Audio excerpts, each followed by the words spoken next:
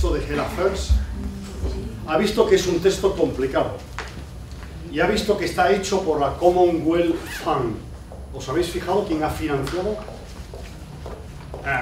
Cuando se recibe un texto científico, en mi opinión, con mi experiencia, en mi opinión, cuando se recibe un texto científico, lo más importante es quién lo financia. Después de leer el título, y que puede sugerir que vale la pena leerlo, ¿cómo leo yo cientos de revistas al mes? Cientos de revistas al mes. ¿Cómo lo hago? Básicamente, ojeo el astra, los números, los títulos de los títulos son muy importantes. Cuando escribáis y publiquéis, el título es clave. Del título depende que se lea o no se lea. ¡Hola! Hola. El texto. Hemos empezado a las 8 en punto, son las 8 en punto. No puede haber un título que sea con una interrogación.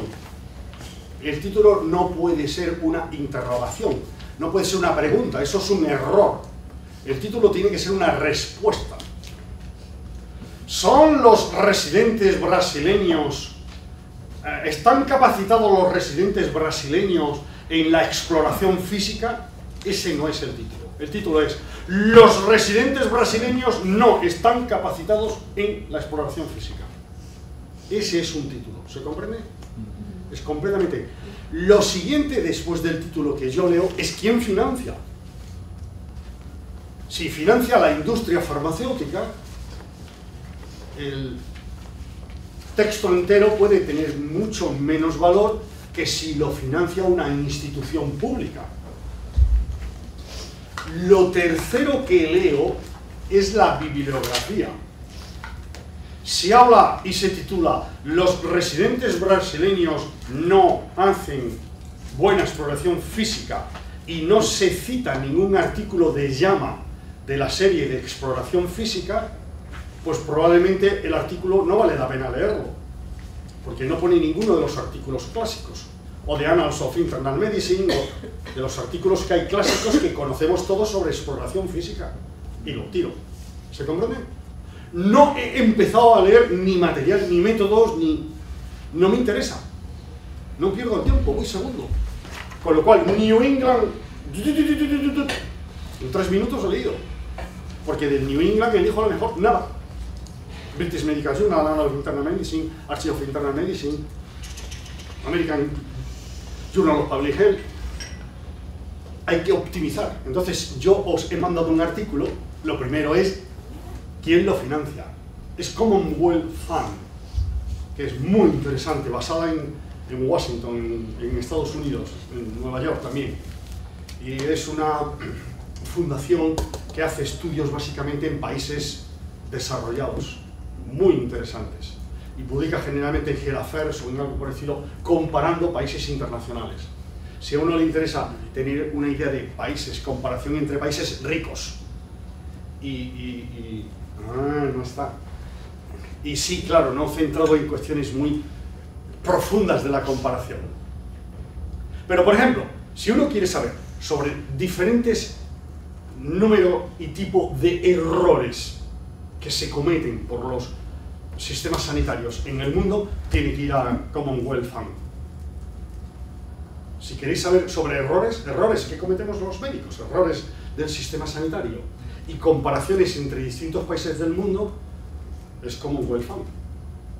Cuando tú ya adquieres una idea de Commonwealth Fund, publica artículos que a ti te pueden interesar, es muy fácil localizarlos, los publique en Hell Affairs o en Milbank Quarterly o en cualquier revista rara, porque tú ya sigues a quien financia.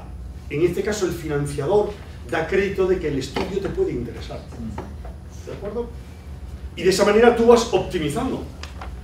Obviamente, se te escapa algún artículo importante. A todos se nos escapan artículos importantes, pero para eso estás en lo que llamamos ayer. ¿Cómo llamamos ayer a esos grupos de profesionales científicos que comparten información antes de...? Muy bien. Tú estás en un montón de colegios de colegios invisibles que te circulan información. ¿Se comprende? Con lo cual no se te escapa. Si se te ha escapado a ti, a otro no se le escapa. Y tú ya sabes del colegio invisible quién manda artículos más interesantes.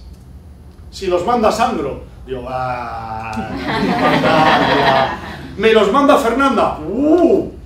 Fernanda siempre lo que manda es muy interesante. ¿Se comprende? A lo mejor el tuyo no lo abro. Porque yo puedo recibir 300 correos diarios. La mayoría no los abro. Abro 30. El título del mensaje es muy importante a su vez. ¿Vale? Así que todo el mundo tiene el texto del Health Affairs, de esta revista. Health Affairs es una revista que manejan más bien los economistas. Está entre salud y economía. No es Health Economist, que Health Economist es una revista pura de economía, y no es un British Medical Journal, es una revista intermedia. Hay que saber qué revistas hay en el mundo y qué revistas nos interesan. Hay que saberlo, porque tenemos que mantenernos 40 años vivos, mínimo. Y 40 años no se mantiene uno vivo si no recibe comida, si no recibe... Hay que recibir.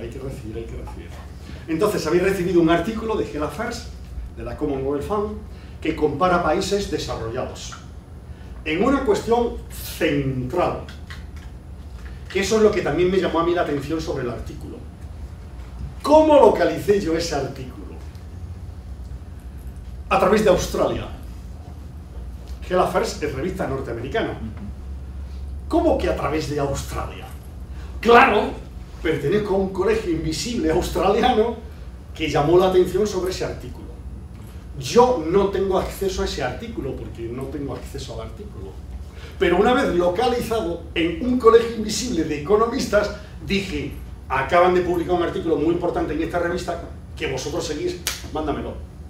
Y me lo han mandado. ¿Se comprende cómo...? Es una masonería, sí. Es una especie de masonería. Pero para mí, una de las razones de mi optimismo es poder vivir en este momento en el que eso es posible. Porque lo teníamos hace 30 años, también con Australia, pero era por vía postal. Tardaba un mes en llegarme una fotocopia o una carta de un amigo recomendándome un artículo. ¿Se comprende? Y ahora no es un mes, ahora son microsegundos. ¿Tengo razones para ser optimista? Pero yo creo que una parte de mi felicidad es vivir en este tiempo, en el que esto es posible. Y lo que es mejor, y a mí me gusta mucho, es gratis. Es gratis, sí, claro. Porque aquí no hay dinero ni... Bueno, un poquito de dinero, la electricidad, siempre hay un poquito de dinero, ¿no? El artículo es muy interesante. Digo que sobre un asunto clave que por eso me llamó la atención. Tenemos problemas evidentes en los sistemas sanitarios. Ningún sistema sanitario del mundo funciona bien. Y quien al criticar al SUS se sienta insultado es que es bobo, es que es tonto. Ningún sistema sanitario del mundo funciona. Funcionan algunos mejor, algunos peor, pero ningún sistema funciona. No hay ningún sistema ideal. Lo demuestra muy bien algo que a nosotros nos ha interesado, a Mercedes, a mí, a la gente del equipo CESCA de siempre. Y es la coordinación de cuidados cuando hay enfermedad mental grave y enfermedad orgánica grave. Si es que se pueden distinguir. ¿Se comprende? Todo funciona muy bien. El SUS es perfecto. Nadie puede criticarlo. Sistema universal en un país continental, el único de más de 100 millones de habitantes. ¿Se entiende? Ya. Hasta que yo soy esquizofrénico y tengo diabetes. Y cuando yo soy esquizofrénico y tengo diabetes, el SUS no funciona. Mi esquizofrenia va por un lado, las recetas de mi esquizofrenia van por otro lado, mi diabetes va por aquí y mis comas hipoglucémicos van por allá. Y yo soy un paciente difícil y entonces muero en la calle. No pasa nada, porque en realidad está esquizofrénico, loco, que se muera. Porque no es esquizofrénico diabético, es autista y colon irritable. ¿Se comprende? es bipolar y cáncer de páncreas. Y al final son muchos pacientes. Nosotros, de hecho, habíamos propuesto para una red de investigación que hay en España, de médicos generales, de familia, de farmacéuticos, de enfermeras, para el año que viene una reunión, ya lo dije, sobre esquizofrenia y diabetes. Y justo aparece este artículo. ¡Wow! Porque entonces ha servido de mucho prestigio a la red, que ya había anunciado que iba a hacer esa reunión, de decir, oye, y no es solo que se nos haya ocurrido a nosotros, mira este artículo que demuestra que es un problema internacional. ¿Os dais cuenta cómo se va acreditando a la gente? Esa red que había propuesto para el 22 de junio una reunión muy interesante, ahora hablo de ella, adquiere crédito cuando de pronto un artículo se centra justo en ese problema, que es el de Health Affairs. La reunión de junio de esa red es muy bonita porque se titula ¿Pacientes complejos o sistema simple? ¿Se comprende? ¿Por qué son los pacientes complejos? ¿O es que el sistema sanitario es muy simple? Es bobo, está diseñado por idiotas, ¿puedo decirlo así? Pero estoy hablando de España, en este caso concreto, ¿eh? El sistema sanitario es simple, los pacientes no son complejos, los pacientes son normales. Lo normal es tener varias enfermedades. Lo normal es que el paciente que se hace una herida tenga también hemorroides, ¿qué menos? O caries, ¿qué menos? O dolor lumbar, ¿qué menos? Casi nadie tiene solo una herida, casi todo el mundo tiene varias cosas. Y el sistema es el que es simple, el sistema es absurdamente simple. Entonces, las jornadas no van a ser solo de PowerPoint. ¿PowerPoint se dice en portugués también? PowerPoint. Sino además van a poder ir familiares y pacientes esquizofrénicos a contar qué es tener esquizofrenia y diabetes. Y contar esas cosas horribles que cuentan los pacientes, qué es tener SIDA y abortar. Terrible experiencia. Si tienes SIDA y abortas, observas en la práctica la brutalidad del sistema sanitario, que intentan no tocar tu sangre, que intentan distanciarte, que te tratan, no cosen, emplean la máquina, que no te miran, que en la habitación no entra nadie. ¿Se entienden las cosas que cuentan los pacientes? Y nosotros no contamos porque nosotros somos buenos profesionales, lo hacemos muy bien. Y bueno, pero los pacientes complejos se encuentran con malos profesionales. ¡Qué casualidad! Ese es el artículo que tenéis y que quiero que comentéis para entenderlo. Página en blanco, por favor. Poned vuestro nombre en mayúsculas clarísimo, por favor.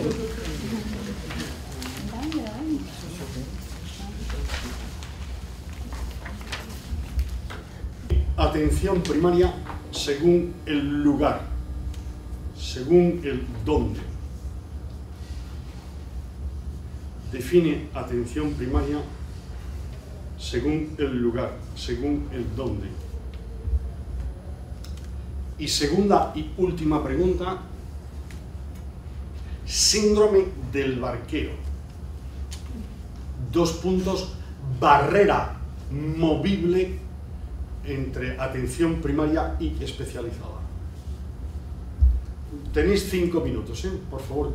Cada respuesta son 4 líneas.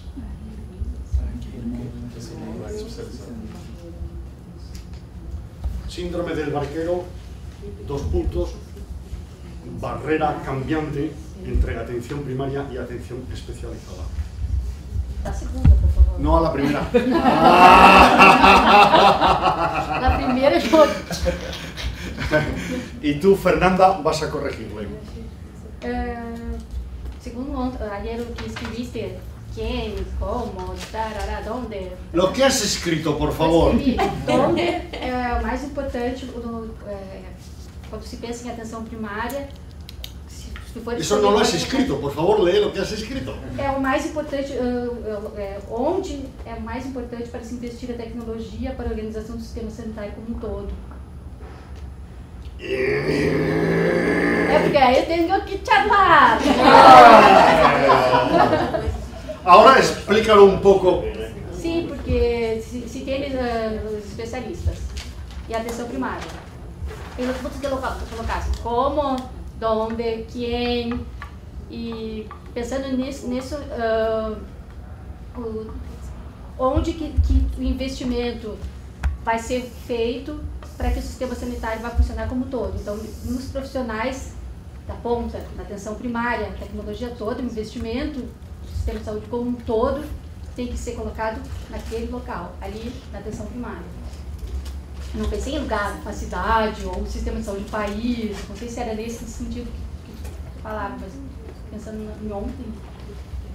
Si fueras Pascal, diría, no tengo tiempo.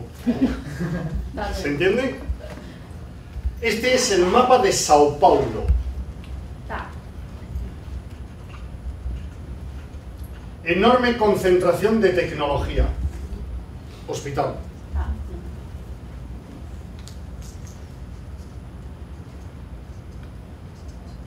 Dispersión de tecnología. Atención primaria. ¿Se comprende? Ah, pero si esto es Sao Paulo, hay una concentración rarísima de tecnología. ¿Qué es esta concentración rara de tecnología en Sao Paulo? ¿Cómo? ¡Muy bien! ¡Wow! ¡Muy bien! Avenida Paulista. Que de facto es especializada, no es primaria. No es hospital, pero es especializada. ¿Se comprende? Esto es atención primaria. Dispersión de tecnología cerca de la población. Esto es hospital. Concentración de tecnología lejos. Lejos relativamente. ¿Se comprende? Ese es el concepto que tenemos que tener. Y así tenemos que ver el país. Porque si esto es Sao Paulo, esto es el país que llamamos Brasil. Y claramente tú ves tecnología y el resto, ¿qué es esto? Sao Paulo, Río de Janeiro. Esto es muy injusto, porque alrededor de la tecnología están los médicos y enfermeras y otros técnicos. Quiere decir que alrededor de la tecnología, como si fuera un panal, están las abejas. ¿Se entiende? Las abejas son los profesionales. Quiere decir, ¿dónde están los profesionales brasileños? ¿Dónde hay una enorme densidad de médicos? Sao Paulo. ¿Dónde está el dinero? ¿Dónde están los médicos como abejas trabajando alrededor del dinero? De los ricos. Ley de cuidados inversos. Esto es ley de cuidados inversos. Porque los médicos, la tecnología, está concentrada donde hay mayor riqueza, donde hay mayor salud. Los ricos necesitan muy poco la tecnología y los médicos. Sin embargo, son los que más lo utilizan. Este es el concepto que quiero que quede de atención primaria. Hablaremos ahora más. ¿Qué nota le pones? Y no pongas 9. Ni 0, por favor. Tampoco, no, hombre. 3, 4. 5,5. ¿Cuánto? 5,5. Muy bien. Esa nota pondría yo. Era muito. Yo, Angélica, cuando califico realmente a los alumnos, empleo un método muy duro. Generalmente nunca pongo menos de 5, pero rarísimamente pongo más de 7.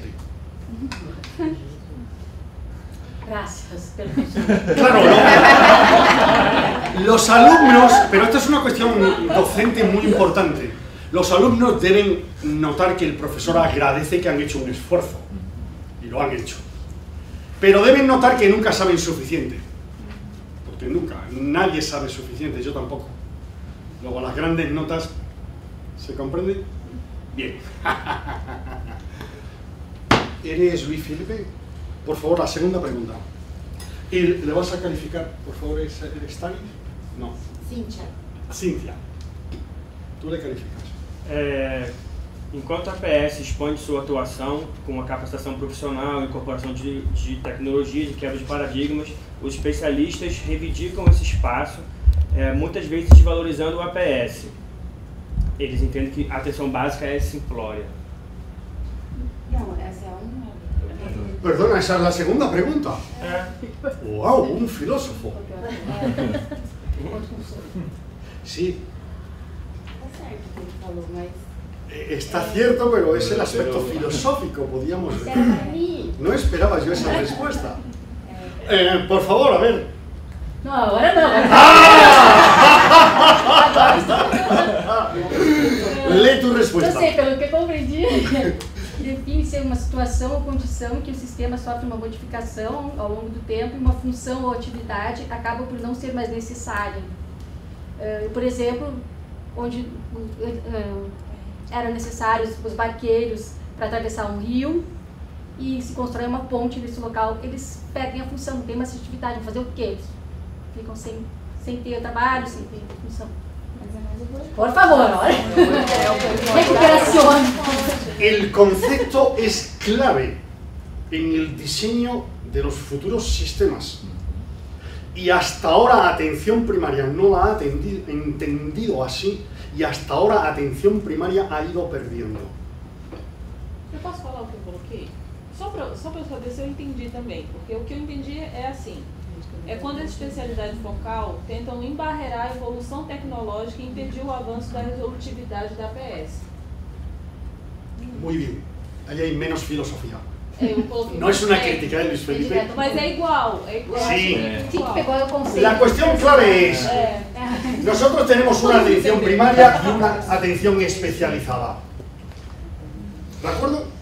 De facto, existe en el mundo, desde principios del siglo XX, finales del siglo XIX, una atención primaria y una atención especializada. Antes no existía, luego hablaremos de ello. Con una barrera. Esta barrera es dinámica, es una frontera dinámica. Por cierto, un proyecto holandés de Holanda, muy bonito, seguible a lo largo de años, de mejora de la relación, se llama Transmural,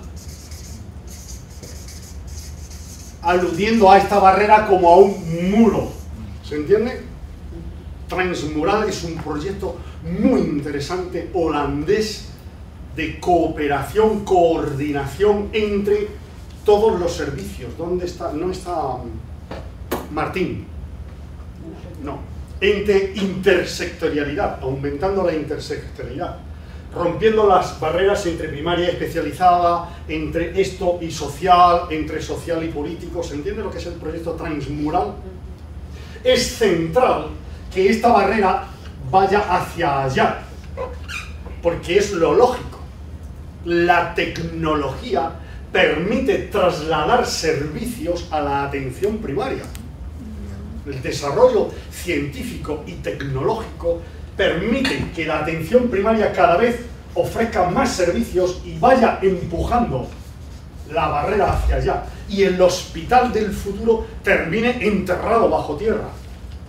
¿Se ve la imagen gráfica? Pero cierta físicamente hablando. Sin embargo, está sucediendo lo contrario. Sin embargo, está sucediendo que este muro cada vez se desplaza hacia acá y aplasta a la atención primaria, quitándole funciones, quitándole servicios. Y servicios que podría ofrecer la atención primaria como muerte a domicilio, se convierten en servicios hospitalarios. O bien se muere en el hospital, y habéis leído el relato del caso que ha mandado Belushi en la lista anoche. Terrible. Terrible.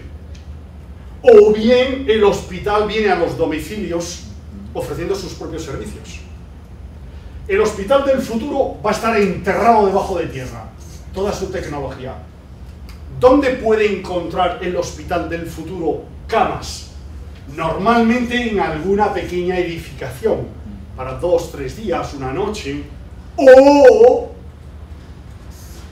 produciendo metástasis en los domicilios de los pacientes. ¿Dónde hay camas en Sao Paulo? ¿Dónde hay camas? En los hoteles. Los hoteles era esto. En los hospitales que habrán desaparecido, o en los domicilios. Todos los domicilios están llenos de cama. Y los de hospital la ven las camas y se las van comiendo. Producen metástasis a esas camas. Y nosotros dejamos de ofrecer servicios. Y cuando nosotros dejamos de ofrecer servicios, la salud es peor y el coste es mayor. O sea, la consecuencia de esta anormalidad es más coste de los servicios y menor salud. Cuando nosotros no defendemos esto, aceptamos más coste y menos salud, lo que es increíble. Sobre todo que lo acepte primero la atención primaria y segundo los políticos. Es increíble. Están aceptando el síndrome del barquero, que en filosofía lo has definido muy bien, en la práctica lo has definido muy bien, pero la aceptación del síndrome del barquero no es una cuestión académica. No, la consecuencia es brutal. Menos salud, más coste. ¿Qué país del mundo puede? Porque eso va a la cuestión primera del coste del coche, del carro. Producir un carro brasileño va a costar cada vez más. Y hay que competir con Corea, y hay que competir con Sudáfrica. ¿O no vamos a competir? Y entonces vuestras pensiones, ¿cómo se dice pensiones? La aposentadoria vuestras, ¿quién las va a pagar? Isso a gente percebe muito nitidamente com os pediatras que fizeram pediatria geral, fizeram nenhuma especialidade pediátrica e que atendiam muito na atenção primária, infantil. E chegou essa estratégia de saúde da família com os médicos de família, comunidade, a gente percebe que essa luta pelo mercado, essa síndrome do barqueiro deles, nesse sentido. Indudablemente. Por eso hay que tener muchísimo cuidado con todo eso del matrizamiento. Lo que necesitamos es una atención primaria fuerte, poderosa. En algún caso, claro, cooperamos. Tenemos que cooperar con los políticos, tenemos que cooperar con los epidemiólogos, tenemos que cooperar con los sanitaristas, tenemos que cooperar con los especialistas, tenemos que cooperar con el sector social. Bueno, pero hay que cooperar desde una posición de fortaleza, que no implica humildad. Tenemos que ser humildes fuertes, no humildes orgullosos, que arrasemos, pero poderosos. Si no somos poderosos, menos salud, mais dinheiro. O especialista pode soar meio bairrista da nossa parte fazer isso, pode? Como é que destrói isso? Los especialistas los hay muy inteligentes. No bromeo, yo a veces bromeo, ¿no? Por ejemplo, nosotros tenemos una alianza excelente con psiquiatría en España. Psiquiatría, cirugía general, clínica general. Son especialistas que en principio están alrededor nuestro, que nos entienden perfectamente. Pediatría, geriatra. Los que son generalistas en la especialidad, es fácil que nos entiendan. Y en cualquier caso, entraremos después, cuando explicamos cómo el trabajo concatenado. Yo quiero tener buenos especialistas en Brasil y en España. Lo que no quiero es que sean directamente accesibles. ¿Se comprende? Yo quiero que sean millonarios, que ganen muchos millones de reales, pero que produzcan mucha salud. Lo que no puede ser es que ganen millones de reales y no produzcan salud, sino al revés, enfermedad. Entonces yo creo que no es difícil aliarse con ellos. Hacerles ver que al adquirir un nuevo servicio, atención primaria, a ellos les permite ofrecer mejores servicios propios. Nosotros decimos que si nosotros trabajamos bien, ayudamos a la pureza de raza de los especialistas. Los especialistas degeneran cuando en un alto hospital universitario especializado el traumatólogo atiende dolor de espalda inespecífico. Eso es una degeneración, una corrupción de la especialidad. Porque ese traumatólogo en el hospital universitario tenía que ver exclusivamente casos difíciles de tuberculosis vertebral, cánceres raros, óseos, de inicio en... ¿Se comprende? Fracturas extraordinariamente complicadas de varias vértebras. Pero no puede estar viendo dolores inespecíficos de espalda, porque degenera, pierde manos y pierde cerebro. Se convierte en un traumatólogo degenerado, que el día que tiene un caso complicado, a su vez dentro del propio hospital, tiene que trasladarlo a otro súper especialista. Luego los especialistas inteligentes se dan cuenta que cuanto menos terreno tienen, más bonito es su trabajo, más reto, más difícil, más atrayente, más ultra nueva tecnología. Porque nos han ido pasando a nosotros la tecnología ya basura, pero nosotros muy contentos de tenerla. Se comprende el juego. Pero el problema de este juego es que la mayoría de la gente que trabaja en esto no lo tiene en la cabeza. No lo tiene. Y si no lo tiene, no puede discutirlo, no puede entenderlo, no puede... Sencillamente le avasalla el hospital. Es como una... Se llama apisonadora en portugués. Apisonadora, la máquina esa que rueda así. Que va pasando con la arena. Y tú ves que porque no eres tú, son tus pacientes. Bueno, y un poco, ¿puedes decir algo? Y un poco al revés también, en un gran hospital de última tecnología en Madrid, tuvieron el servicio de oftalmología que ponían un cartel que decía: no se gradúa la vista. Graduar la vista, se hace en el centro de salud por el agente comunitario. ¿Se entiende? Esa es una de las cosas que nos llamó mucho la atención en los centros de salud, en las unidades básicas. No hay lo que se llama... Ah, claro, esa tecnología se llama optotipo. Optotipo, ¿sabéis lo que es? O con letras o con símbolos. Esa tecnología está aquí, en Brasil. Lo cual es absurdo.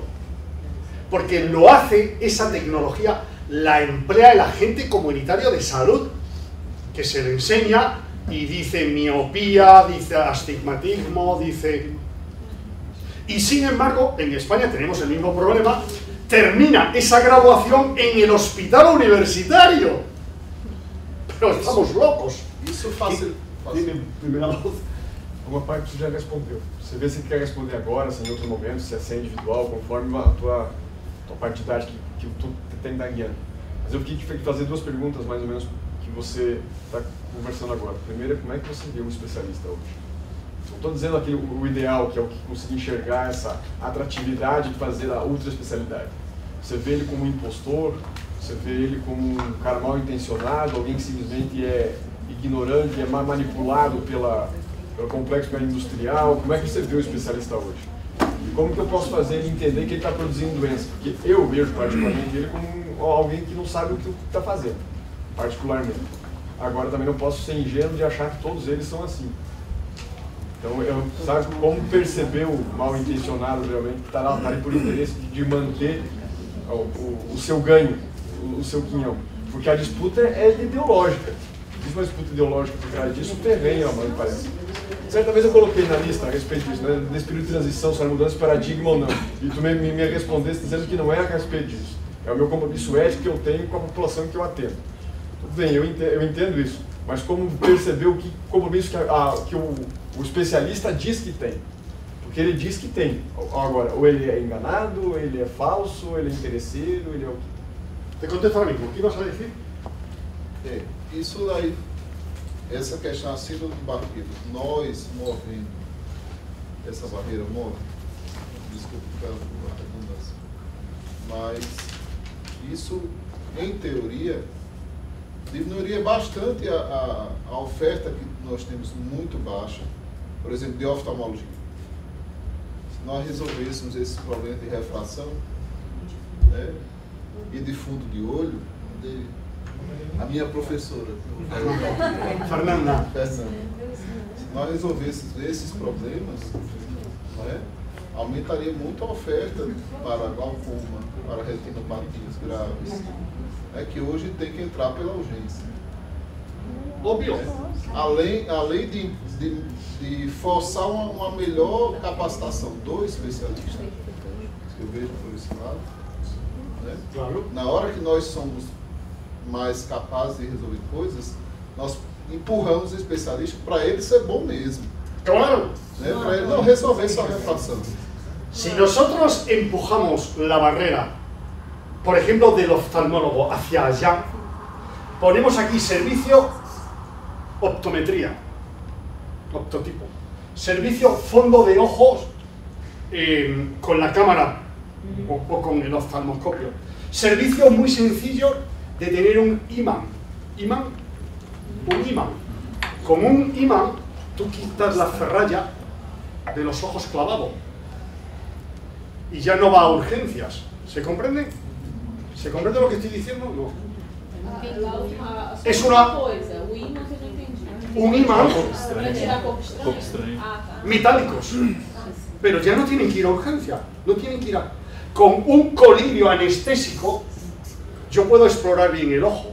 Con fenoltaleína, que es una tira que vale 1 céntimo de real, yo sé si hay úlcera o no, y sé que la úlcera cura mejor con el ojo abierto que con tapado. ¿Se comprende lo que estoy diciendo? Porque la transferencia no solamente de la tira de fenoltaleína, sino del conocimiento. No hace falta cerrar el ojo cuando hay úlcera. Cura peor con ojo cerrado. Cura peor. Los oftalmólogos van teniendo menos trabajo, pero más de su especialidad, más difícil, más concentrado, más bonito. Y naturalmente los pacientes caminan menos ao especialista oftalmólogo. Y nosotros somos más potentes. 2 preguntas. Projeto transmural da Holanda, não entendi o que é. Porque lo he dicho muy difícil. El proyecto transmural de Holanda es abrir agujeros aquí.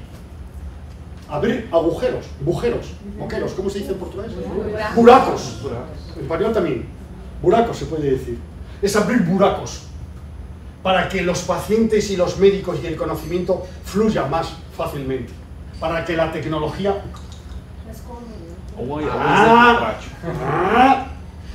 Pero no solamente entre especializada y primaria, también entre el sector salud y el sector social, también entre el sector social y especializada y el educativo, también entre el educativo, sector social y salud con el político. ¿Se entiende lo que es transmural?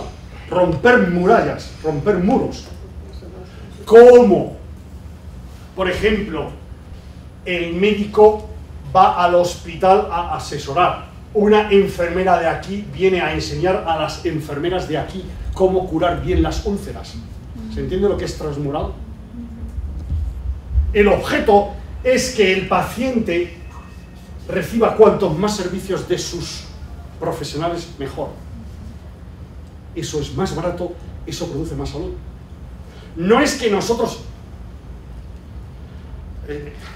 tendría que ser lo último que dijera, pero no sabemos por qué la atención primaria tiene esa efectividad. Desconocemos por qué la atención primaria produce más salud a menor coste. No lo sabemos. Sabemos que está alrededor del concepto de persona, no de factores de riesgo, no de enfermedades. Es un error.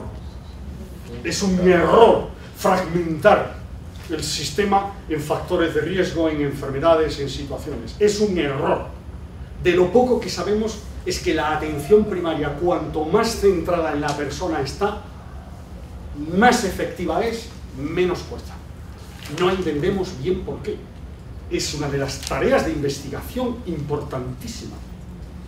No lo sabemos. Sí sabemos que si trabajamos en contra de la tendencia que hay hoy, si seguimos la tendencia de hoy de factores de riesgo, enfermedades, situaciones, somos mucho menos efectivos, somos mucho más caros. Eso sí sabemos, pero no lo sabemos bien. Entonces, todo el poder que vemos aquí no es el poder para nosotros. Yo dije ayer al empezar que aquí vamos a hablar de mejora de nuestro trabajo para producir salud a nuestros pacientes. Yo no quiero poder para mí. Me da igual que el farmacéutico tenga mucho poder o poco. Lo que me importa es que mi paciente no tenga problemas con los medicamentos.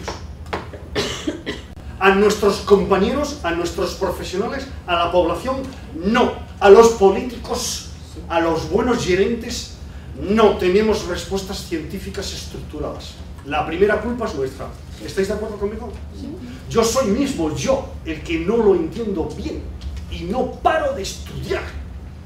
Y yo he dicho que cuando un político honrado, hay políticos honrados, hay gestores honrados, hace una buena pregunta, me pilla, como decimos en España, desnudo.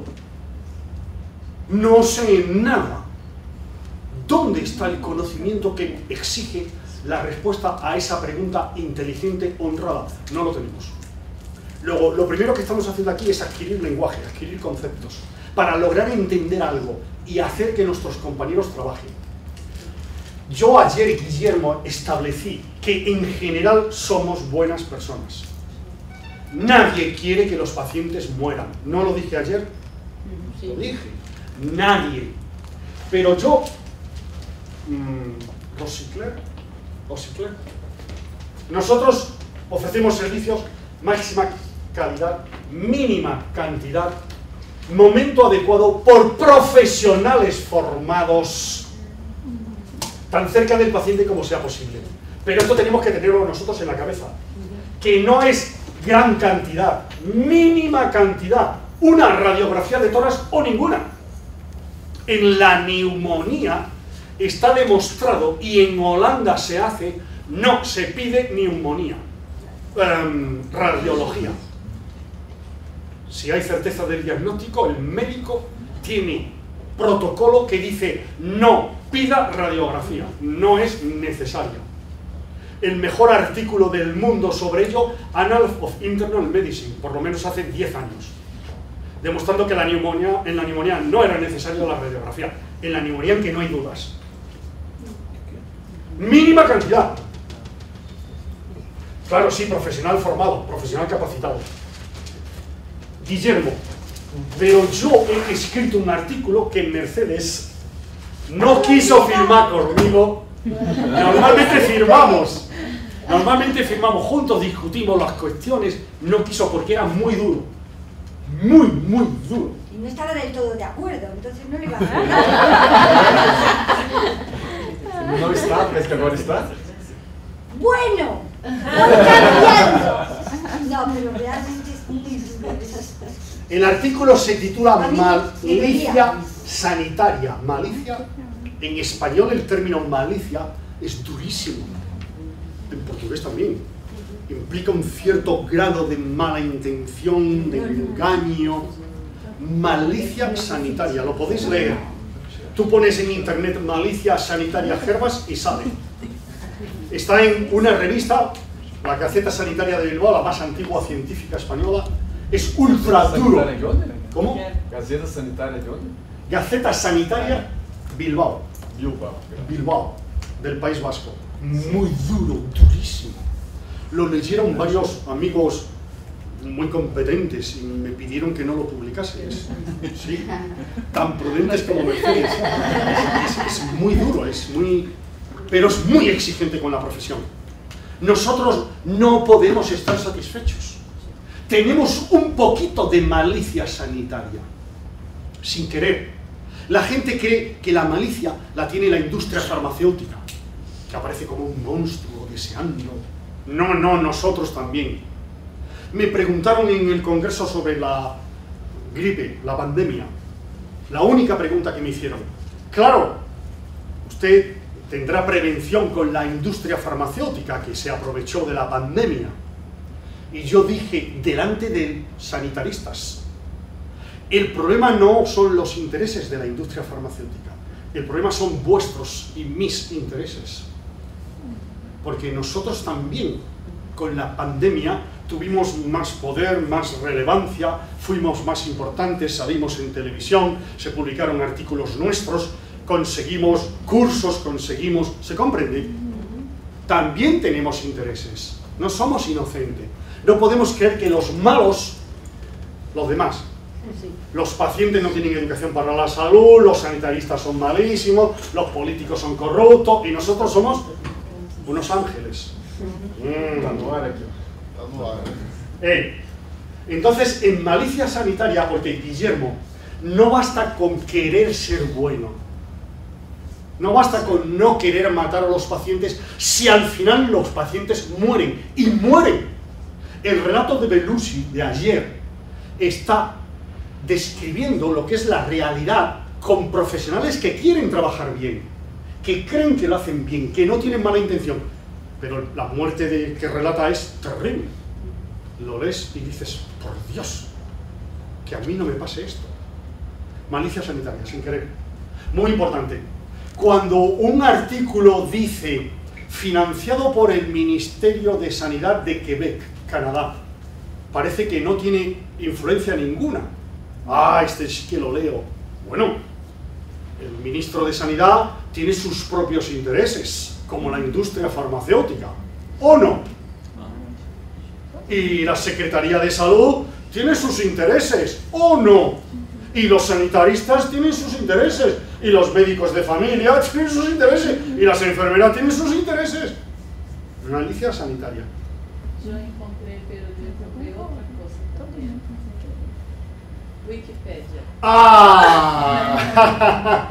Esa foto la hizo Mercedes. Malicia sanitária e prevenção quaternária. Essa? La del hotel. Juan. Malicia sanitaria y prevención cuaternaria. Já está aqui. Quer que eu mande para... Bueno, por favor, me dais el examen, si no os importa. Estoy pasando lista. Has llegado tarde, por favor, pon tu nombre y apellidos, nombre y sobrenombre, que todo el mundo... Sesión de preguntas, ¿de acuerdo? Este fue lo que quedamos ayer. Sesión de examen. Ahora me examináis a mí. Então, quando eu venho você falando assim, é muito, assim, eu acho que o profissional é muito complicado, porque, só dando um exemplo assim, real, eu saí da residência lá de Belo Horizonte e fui para o interior, né? Quando eu estava na residência, Belo Horizonte é bem estruturado, assim, você trabalha lá, tem uma população inscrita que é sua, normalmente não tem muitos especialistas interferindo, você tem uma certa autonomia, né? Bom, quando eu cheguei em João Molevade, que é a 100 km de BH, eu me deparo com um centro de saúde, sem médico de família, com 8 especialistas, uma população de 4.000 habitantes. Então, assim, aí eu comecei a tentar, né, conversar com o gestor, falando que eu tinha residência, que eu tinha vontade de trabalhar com aquela população, e eu comecei a sofrer retaliação dos colegas, assim, de embates frontais mesmo.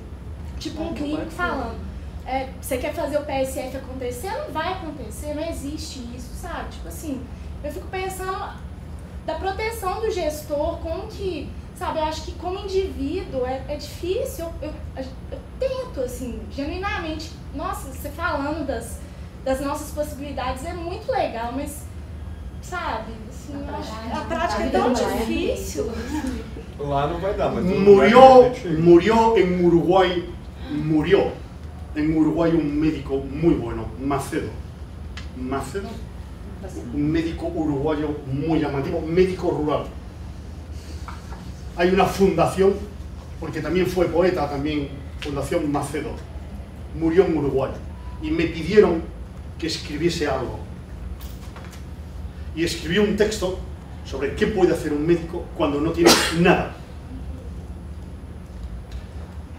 A nosotros en el viaje por Brasil siempre nos intentaban explicar lo importante que es la medicina de familia y la PSF, el programa. Y nosotros contestábamos con cosas muy sencillas. Nuestros pacientes sabían que nosotros éramos médicos generales, médicos de familia especiales, porque en nuestras consultas siempre había una flor natural, comprada con nuestro dinero. Esto con una flor. Siempre, de nuestro dinero, desde que empezamos a ejercer. Era un símbolo de que nosotros éramos distintos, de que nosotros no éramos especialistas, de que nosotros, el consuelo de ver una flor cuando alguien llora puede ser mucho mayor que tus palabras. Esos son los gestos con los que podemos cambiar las cosas, sin la protección del gerente. Hay que pensar que estamos solos. De hecho, el equipo CESCA, el nuestro, se planteó como principio filosófico, Luis Felipe, estamos en el desierto, esto en el año 80. Estamos, principio filosófico, estamos en el desierto. No hay políticos, no hay gerentes, no hay sistema sanitario, estamos solos, no hay compañeros, no hay nadie. Esto tiene que ser un oasis. Que mande exploradores porque seguro que hay otros oasis. 30 años después estamos descubriendo muchos oasis. Y no es verdad que estemos solos. Tú no estás sola. Tú puedes estar sola durante el trabajo, pero tú entras en internet cuando llegas. Las redes. Tú tienes tus flores. Tú practicas una medicina humana científica. Y tú distribuyes a tus compañeros, que no todos son iguales, fotocopias de artículos del New England, de artículos de Archive of Internal Medicine, artículos de revistas de muchísima calidad, de su especialidad, de Radiology. Una de las revistas que yo sigo es Radiology. ¿Radiology? Radiology. Súper especializada. Otra revista que yo sigo es Spine. Spine, súper especializada. Cuando tú al traumatólogo le mandas Spine, o le mandas del Journal of Obstetrics and Gynecology, o le mandas artículos de Planification, Eles não sabem inglês. da igual, pero le subrayas en amarillo la frase de la conclusión importante. Mis pacientes de mis pueblos, viejos, analfabetos, leen inglés del New England. Claro, yo saco fotocopia del New England, con amarillo de ese subrayo la frase clave de la conclusión, y se lo dejo. Y el domingo, o en ferias, o en vacaciones, vino un sobrino de Londres. Mira lo que te dio el médico. ¡Ah, qué importante! Pero este médico está al día, esto lo he leído yo en el New York Times. ¿Se entiende? Y tú adquieres un prestigio. No el primer día, no el segundo, no el tercero, no el primer año. Pero tú eres como la bisonadora, ¿cómo se llama? La máquina... Holocompresor. Holo. Tú eres holocompresor. Es mucho más importante ser holocompresor que ser inteligente. E mais fácil. Posso fazer uma prática? Ontem eu fiquei com vontade várias vezes. Não fiz. Quem mais que está assim? He contestado a tu pergunta. Sozinho. Pode ser? Temos símbolos. Um abraço coletivo, não? Alguma coisa assim, não? Ontem fiquei com vontade de dar um abraço na Fernanda enorme, tá? Me perdoe de não ter saído da minha mesa e te dado um abraço, porque eu fico com vontade de fazer isso. Eu acho que nós estamos precisando de um abraço coletivo, porque nós estamos sofrendo de carências. Nós estamos sofrendo de carências, então, assim, e estamos encontrando nossos oásis, né? Eu acho que o toque tem esse poder, assim como a flor. Vamos a ver, esta mañana me han dado una de las alegrías de mi vida. Yo tengo muchas alegrías diarias, yo soy feliz, ya dije ayer, tengo esa suerte. Esta mañana, la lista española como la de la sociedad brasileña, se llama MedFam, Medicina de Familia. En ella, varios médicos, mayores, jóvenes y residentes, hacen una propuesta nueva. Piden 10 euros, 25 reales, para un nuevo proyecto que es grabación en 6 minutos a distintos médicos, bien residentes, bien de familia, bien pensionados, bien mayores, bien mujeres, bien con niños, bien, para que expliquen cada persona la importancia de tener un médico de familia. ¿De acuerdo? Y eso lo va a hacer alguien profesional, al que se le va a pagar, para que quede de buena calidad. En 6 minutos. ¿Por qué 6 minutos? Porque es el tiempo que dura una consulta, normalmente en Madrid. Y va a ser de la comunidad. ¿Quiénes firman ese manifiesto de intención? Gente que ha estado en nuestras manos, pero que ahora piensan solos. Y me ha dado una alegría por Oasis.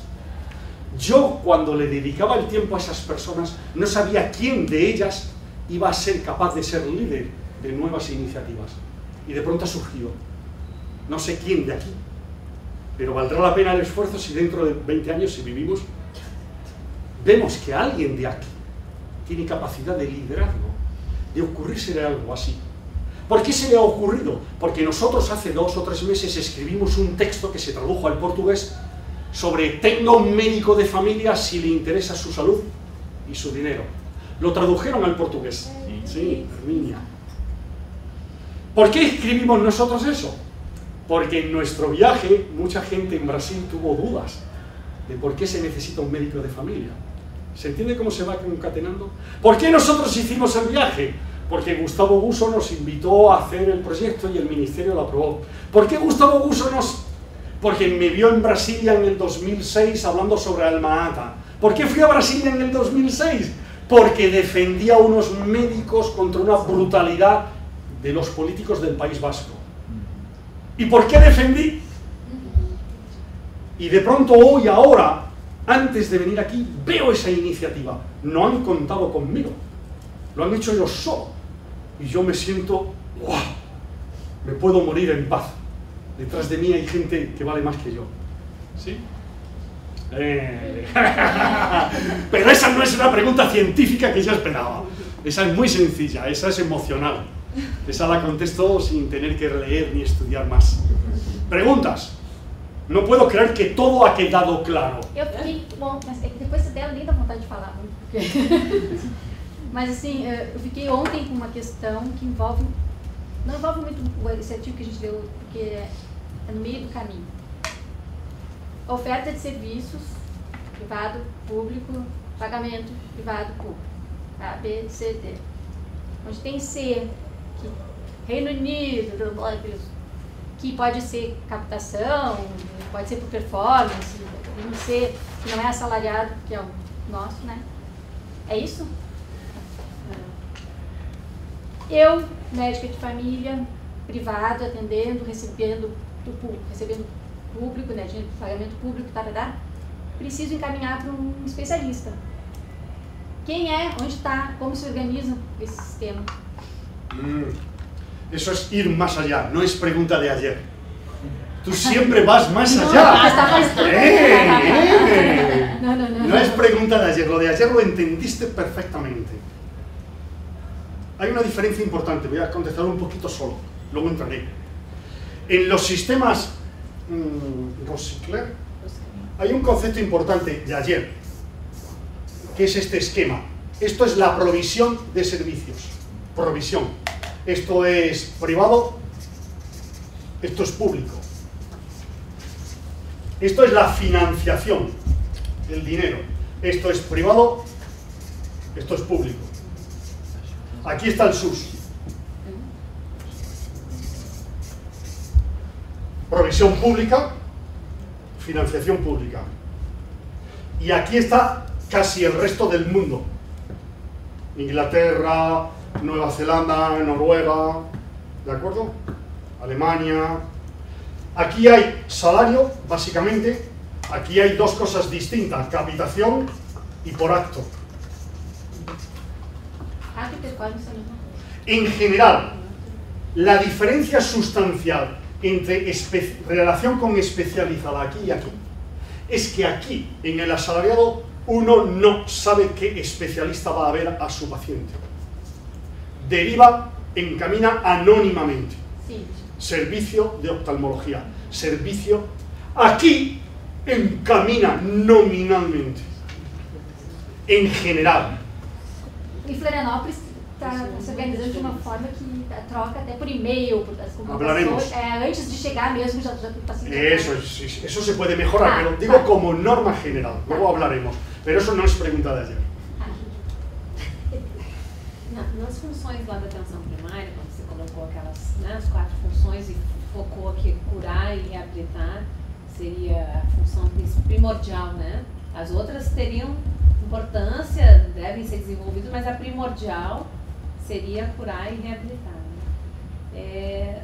O que vocês têm usado assim como evidência para priorizar as ações prioritárias, né? Porque nós temos um cardápio diverso de ações para oferecer, né? Quanto maior, mais amplo, mais resolutivo nós seremos, né? Mas quando a gente tem que priorizar ações, né? Quando a gente está numa situação que a gente tem que priorizar ações, qual que tem sido a referência assim, de evidência científica que vocês têm usado para priorização da ação?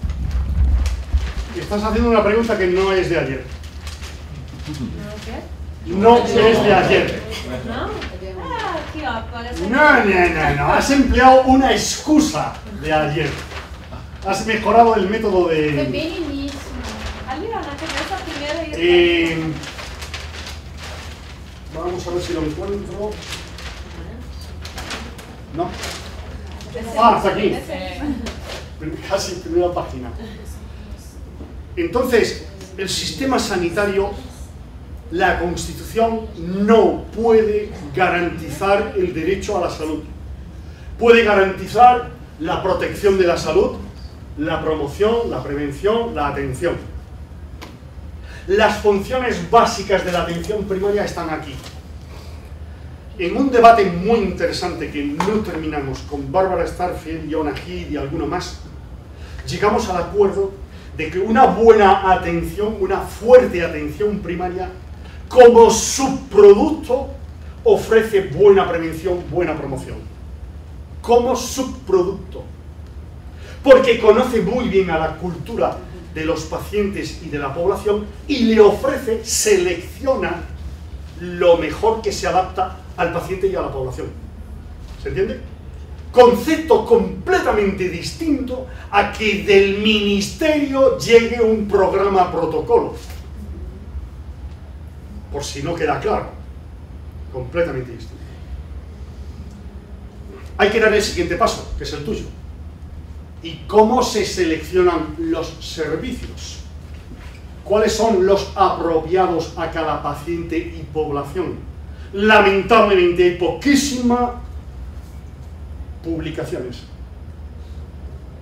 Por ejemplo, un asunto clave. Ya dijimos ayer que no bastaba con que las cosas fueran coste efectivas. El coste efectividad es un concepto más bien técnico o social. ¡Técnico! No me has hecho pregunta, luego eso ya lo sabes. ¿Qué es? ¿Cómo se consideran los aspectos sociales? Coste-oportunidad, muy bien.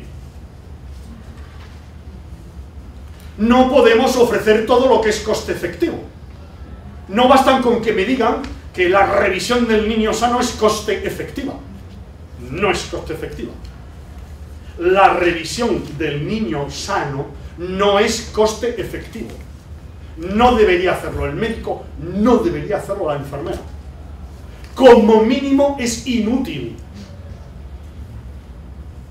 Claro, está revisado, ¿eh? No es coste efectivo, luego no hay coste oportunidad del que hablar. ¿Se comprende? Si no es coste efectivo, no hay que decidir si lo hace la enfermera, el médico o el técnico. No lo hace nadie. Se deja de hacer. No podemos ofrecer toda la prevención que sea coste efectiva. ¿Y cómo se selecciona? ¿Cómo se prioriza? Hicimos un año entero de seminarios. Hablé ayer de seminarios de innovación que se dedicó a prevención, que vino Yonah Heath, que vino mucha gente en Madrid. Y uno de los aspectos fue priorizar. Los mejores estudios de priorización están hechos en Estados Unidos. y publicados en el American Journal of Preventive Medicine. Son terribles, porque en los editoriales que acompañan dicen, y nadie lo piensa, que todo eso que ofrecen el Tax4 está pensado para consultas dedicadas exclusivamente a prevención y a pacientes sanos. ¿Se entiende? Todo eso que dicen, porque la Tax4 aconseja, porque... Bueno, eso está pensado para consultas en prevención y a pacientes sanos. ¿Es así como lo hacemos nosotros? ¿O lo trasladamos directamente a pacientes enfermos, a consultas?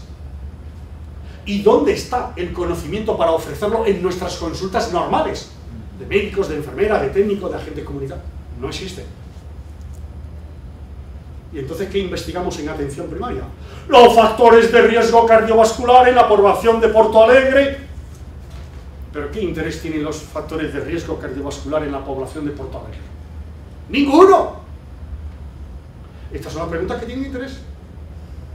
¿Cuáles son los servicios preventivos prioritarios en las poblaciones brasileñas? Según clase socioeconómica, edad y sexo. ¡Ajá! Pues ese es el ejercicio que podéis hacer. Se puede hacer una tesis doctoral.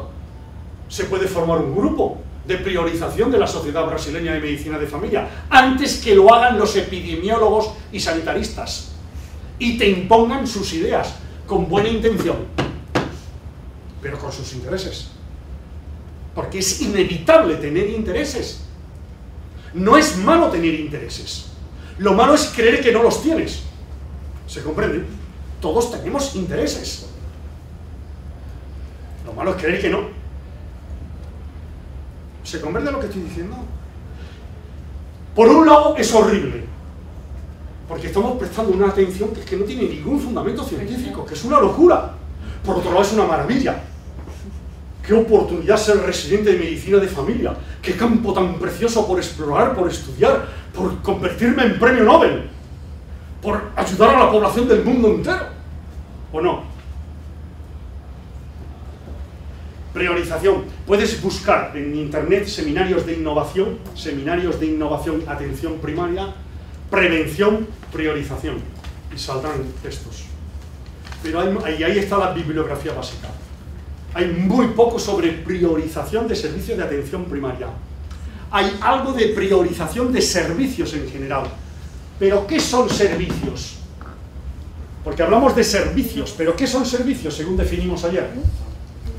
Hola, ¿has puesto una hoja con tu nombre y apellidos y sobrenombre?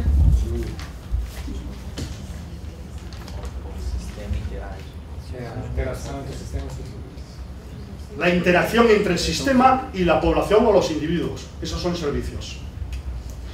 Se priorizaron los servicios en general, no solamente preventivos, en concreto en un estado norteamericano, en Oregón, en un ejercicio que siguió el mundo entero y se publicó mucho en el New England. El ejercicio de priorización de Oregón es uno de los más clásicos del mundo, de los que se puede encontrar lamentablemente, como casi todos los ejercicios, mientras que tuvo mucho interés durante unos años, fue muy bonito, y después en la práctica ha servido para poco. Se priorizaron todos los servicios. ¿Qué servicios hay que ofrecer primero? Naturalmente vacunas. El primer servicio que hay que ofrecer a todo el mundo es vacunas. ¿Qué vacunas? ¡Ah!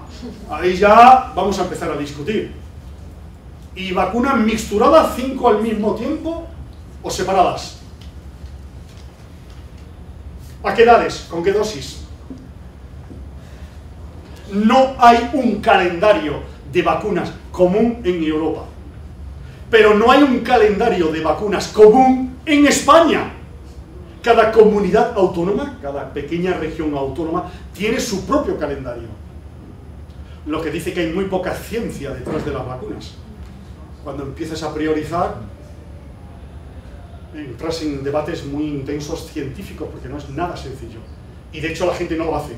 Prioriza fácticamente, en la práctica, sin decidir. Todos priorizamos. Então, na verdade, ontem eu queria fazer essa pergunta, acabei deixando passar. E tem a ver com essa história das vacinações, né? O senhor acha a respeito de vacinação em massa, por exemplo, como ocorreu com H1N1, que na verdade o Brasil passou por um pânico, né? O senhor achou que foi mais custo-efetividade ou custo-oportunidade? Porque a impressão que eu tive é que foi muito mais uma resposta ao pânico da população. Foi só custo. Foi assim, a oportunidade de deixar a população menos em pânico, porque custo-efetividade já depois acabou até se demonstrando, e na verdade evidências de situações passadas demonstraram que não tinha, não é efetivo, mas foi oportuno pelo menos, ou foi realmente só custo, como a Juliana está colocando? Primero, no era coste efectivo, y si no es coste efectivo no hay ni que considerarlo. Es un insulto a la ética, especialmente de la ignorancia, hacer eso. Porque no solo se hicieron eso, se hicieron dos cosas mal. La primera fue poner la vacuna estacional, cuando sabíamos que el 100% de los virus había cambiado a H1N1. Esta vacuna estacional era innecesaria. Cada millón de vacunas estacional es un caso y medio de Guillain-Barré y otros efectos. Luego es un crimen. Y además me parece un sadismo. Es como si yo estoy preocupado y me pegan en el culo. Eso en Inglaterra parece que sexualmente excita mucho, pero en el resto del mundo se ve como una perversión. Si yo estoy muy preocupado, usted no me dé en el culo, usted me lo explica. Pero no me pongo una inyección. Es una especie de sadismo, ¿se entiende? Luego, la vacuna estacional, nada. Pero la vacuna estacional, ahora empezamos a saber que dobló la probabilidad de tener complicaciones como hospitalización con H1N1. Lo acaban de publicar en Pediatrics. Yo también leo Pediatrics y le mando copia de Pediatrics a los pediatras. No vas a ver un pediatra más de pediatría que yo. ¡Claro! Un pediatra es un... Él sabe mucho de cosas raras de pediatría, pero de cosas comunes de pediatría sé yo mucho.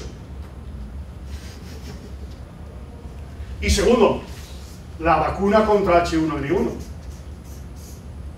Que en Polonia no se puso. Y hubo los mismos muertes. Entonces, coste, oportunidad, ética de la ignorancia, lo primero. No es coste efectivo, ética de la ignorancia. Compartir con la población, no sabemos. Professor, un segundo. Bueno, sí, venga, pregunta. Isso não aconteceu porque as pessoas não saberiam o efeito que poderia vir a causar o vírus? Porque assim, poderia ninguém ser vacinado e acontecer uma real epidemia, uma grande epidemia. Como é que Pois é, o problema é que a vacinação, isso foi, você precisa lembrar do que, como aconteceu, a vacinação ocorreu depois da epidemia. Isso não teve epidemia, morreu um montão de gente, aí a gente já estava naturalmente vacinado, porque quem pegou tinha que pegar, quem morreu, morreu. E tem a história assim, da própria história da influenza. E se não se vacinasse, tivesse uma nova onda? Mas foi um ano depois. Eso es fantasía. Foi um ano depois. A vacina foi um ano depois do livro. Vamos a ver, esta discusión la tengo muy elaborada. Luego tengo ventajas sobre todos vosotros. ¿De acuerdo? Esto, perdona, esto fue Brasil, esto fue el Reino Unido, esto fue Estados Unidos, esto fue Canadá, ¿se entiende? No fue España, no fue Alemania. ¿Qué hubo en España y en menos fuerza en Alemania? Médicos dijeron no. Yo, a finales de julio del 2009, recibí una paciente en mi consulta, en mi pueblo, que me dijo, quiero abortar. Pero si estaba usted muy contenta con el embarazo, ¿hay algún problema? Viene la gripe A. Yo hasta entonces lo de la gripe A me daba risa. Salían las fotos con la máscara, salía la doctora Chan diciendo hay una pandemia, la primera pandemia del siglo XXI, y a mí me daba... Y de pronto dejé de reírme, porque me di cuenta que había realmente pánico. Pánico ilógico, ¿se comprende? Finales de julio.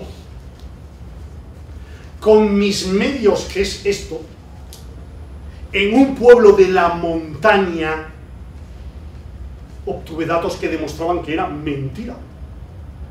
Datos reales de la epidemia, primero en Canadá, al final del invierno, en marzo, y después de Australia, Nueva Zelanda, que demostraban con números que los muertos, los enfermos y los ingresos en las UBIs eran 10 veces menos que con la gripe estacional, que podía obtener todo el mundo. Yo entré en el Ministerio de Nueva Zelanda, que tiene datos, en el Servicio de Epidemiología de Nueva Gales del Sur, en la Casa Blanca, que tenía informes públicos, reservados, pero te los dejaban entrar. Y el 9 de agosto escribí un texto con miedo, ¿se entiende miedo? Porque yo no soy sanitarista, yo no soy epidemiólogo, yo soy médico de pueblo, pensando, estoy loco, conduzco en contra de todos. ¿Se entiende el chiste de ayer? Estoy loco, todos van en dirección contraria, yo tengo que estar equivocado. Pero esto es lo que creo que es. Mi sorpresa fue que lo republicó el mayor periódico de España y lo tradujeron a todas las lenguas del mundo. Se tradujo espontánea, gratis, a inglés, francés, alemán, holandés, turco, italiano, portugués. Y circuló por el mundo entero y nadie lo contradijo. Nadie. Luego, el 9 de agosto, sabemos ya todo. Con esa información, Polonia dijo que no firmaba. ¿Qué sucedió en España? Que 200, blog, ¿sabe lo que es blog? Blog también enfermería, también estudiantes, también residentes, blog, también médicos de mucho prestigio, de salud pública, se unieron en una campaña que se llamó Gripe y Calma. ¿Se entiende en portugués? Todo junto, Gripe y Calma. Una campaña que hicimos los de la base, en contra de la televisión, en contra del ministerio, en contra de la OMS. Pequeños enanos unidos, pero se nos unieron salud pública, pediatras, médicos de familia, farmacéuticos. No se unió enfermería, pero no estuvo en contra. Se nos unió lo que es la Asociación Brasileña de Médicos, la oficial, el Consello Español, 200.000 médicos, en contra del gobierno, en contra de la OMS, en contra de la televisión, en contra de los periódicos. Nuestro poder es inmenso. Se acabó el pánico. Del 15 de agosto se acabó el pánico, se estableció la tranquilidad. Hubo discrepancias entre nosotros respecto a la vacuna. Yo en contra, mis compañeros neutrales. No se atrevían a decir no sirve para nada.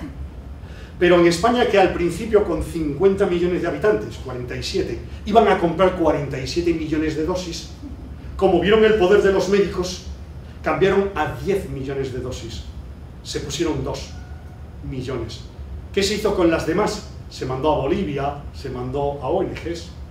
La basura de los países ricos se dona a los países pobres. Coste-oportunidad del ministerio, ¿cuál hubiera sido? Ayudar a los médicos, ayudar a las enfermeras, ayudar a los farmacéuticos, a transmitir un mensaje de calma y tranquilidad. El ministerio y la OMS no puede actuar por si mañana vienen los marcianos. Claro, pueden venir los marcianos y pueden contagiarnos una enfermedad que muramos todos. Pero el ministerio tiene coste-oportunidad, muy pocos recursos. No puede perderlos en vacunas. Y lo peor no es eso. En Alemania, el presidente del Colegio de Médicos Generales, como Gustavo Uso, es un tipo muy inteligente que hizo maestría de salud pública en Stanford, que es el que publicó ese artículo que he comentado aquí, de que las cistitis se curan con ibuprofeno. El primer firmante es él. En PLOS Medicine es gratuito, ¿eh? Se entra, se busca cistitis, ibuprofeno, y él es el primer firmante. Se unió a la misma campaña. Y en Alemania también hubo racionalidad, no tanta como en España. Lo peor fue que cuando terminó la pandemia, la OMS no hizo un análisis de errores. Dijo, hemos tenido mucha suerte. ¿Cómo que hemos tenido mucha suerte? Hemos cometido este error, este error, este error. El Consejo de Europa, la Unión Europea, estableció comités políticos del Senado francés. ¿Senado francés? ¿Se entiende Senado? Vinieron a verme a mí, a preguntarme qué pensaba yo y por qué había decidido yo. Porque estaban preocupados, porque había sido un escándalo. Pero la OMS no hemos cometido ningún error. Cuando en la mesa del otro día el representante del ministerio brasileño presentó, no habían cometido ningún error.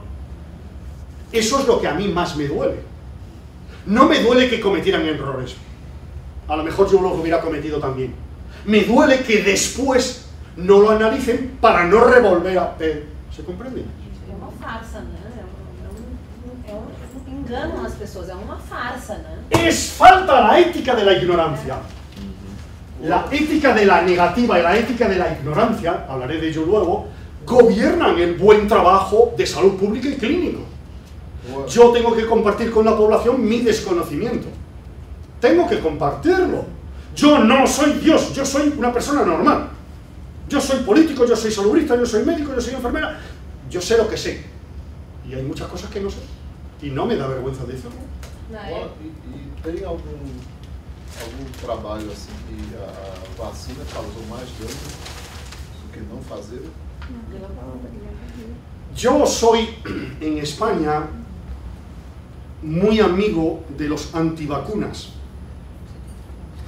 Por ejemplo, no se ha hecho un análisis de cuáles han sido las consecuencias de los errores de la gripe. ¿De acuerdo? Análisis no de los errores, sino de las consecuencias de los errores. ¿Se comprende? Sí. Una consecuencia terrible, porque puede durar décadas, es que el movimiento antivacunas se vio reforzado. Hay un movimiento antivacunas en el mundo que dice vacunas no. ¡Todas! Polio, sarampión. Con el fracaso de las vacunas de la gripe, mucha clase alta, mucho universitario, empezó a no creer en las vacunas. Hasta ahora el movimiento antivacuna era más bien alternativo, más bien de hippies. ¿Se entiende un poco? Ahora no. Ahora en el mundo, una parte importante del movimiento alternativo es de titulados superiores, universitarios, que obtienen información de New England y demás y aprovechan cada fallo. Esa es la consecuencia terrible del error, porque va a aumentar la polio. Porque no solamente no vacunan contra gripe, es que no vacunan contra polio, y no es lo mismo.